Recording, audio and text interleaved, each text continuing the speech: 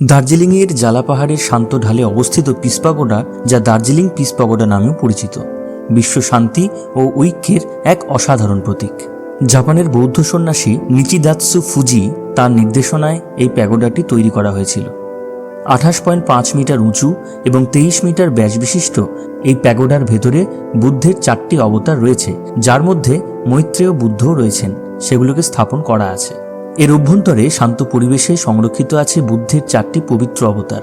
এই প্রতিমাগুলি প্যাগোডার আধ্যাত্মিকতাকে আরও গভীরতা দিয়েছে।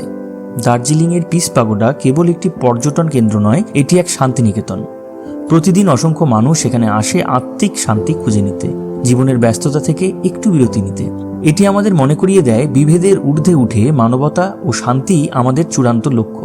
দার্জিলিং ভ্রমণে এসে এই শান্ত ও পবিত্র স্থানটি অনুভব করা এক অবিস্মরণীয় অভিজ্ঞতা। এটি যেন পাহাড়ের কোলে শান্তির এক জীবন্ত কবিতা। তোমাদের মধ্যে কে কে এখানে গিয়েছিলে কমেন্টে কিন্তু অবশ্যই জানাও।